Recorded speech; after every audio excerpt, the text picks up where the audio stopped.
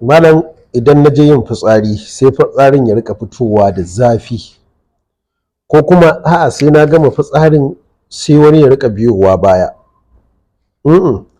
Ni kuma malam sai na zo lokacin da zan yi al'ada sai marata ta rika riƙewa tana ciwo ciwo mai tsanani. A'a malam, ni matsina ne sai ya rika tsatsagewa ko kuma ya rika yin dafara yana fitar da wani irin gari, sannan yana wani irin ƙaiƙayi. Malam, ni kuma sai na ɗauki juna biyu, wato ciki yana yin wata ɗaya kafin ya shiga na biyu sai ya ɓare. Malam, ni kuma idan muna ma'amala ni da mai gidana muna gamawa ina miƙewa, ruwan nan nashi da yake shiga jikina ina tashi sai ya fito.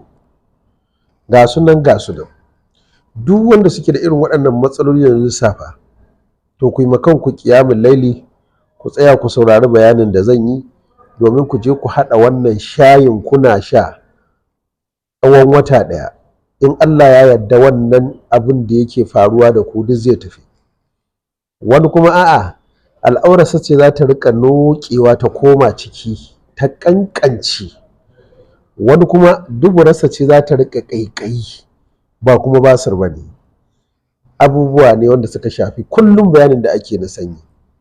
To ku je ku haɗa wannan shayin abubuwa guda 3 zuwa 4 ya zama muku wata ɗaya kuna amfani da shi, kuma babba zai yi, namiji zai yi, mace za ta yi, za a yi ma yara.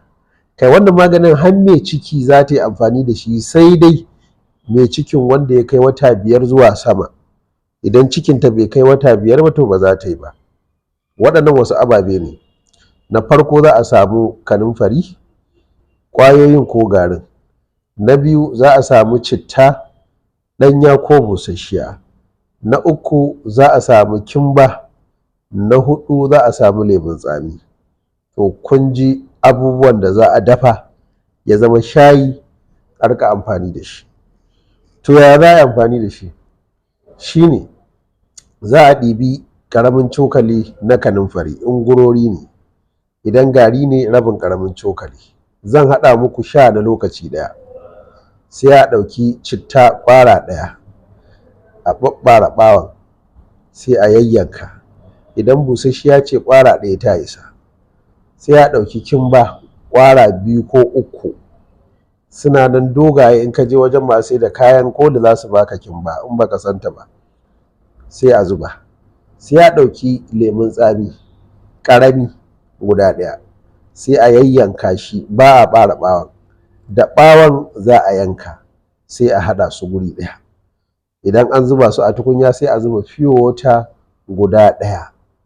Pure water guda ɗaya, in ƙarami ne pure water a sa guda 2. Sai a dafa shi kamar yadda dai aka san ana dafa shayi. Don aka dafa shi sai a sauke sai a tace waɗannan abubuwan da aka zuba sun gama aiki. Sai a zuba zuma cokali ɗaya babba. Za ka sha da safe kafin ka ci komai, za ki sha da safe kafin ki ci komai, sannan za ki ƙara dafawa kamar yadda na faɗa shi kuma da daddare bayan an ci abinci. Kun ga aƙalla sau 2 kenan za a yi amfani da shi. Safe kafin a ci abinci kafin a karya, dare bayan an ci abinci kafin a kwanta. Za ku ga yadda za ku rabu da wannan matsala ta sanyi da take dankare muku a mara, take haifar muku da matsaloli, wadda take lulluɓe ya'ani mahaifa, take yin santsi yadda in ciki ya shiga daga ya fara yin nauyi za a ɓarar da shi, zai ɓare. Allah Ubangiji ya sa ku haɗa. Idan kun haɗa ya yi, to a sanar da al'umma annabi domin kai ma kai musharaka cikin ladan. Kar a manta da subscribe da sharing da kuma danna ƙararrawa domin samun sababbin shirye-shiryen mu in mun ɗora muku. Muna muku fata alkhairi.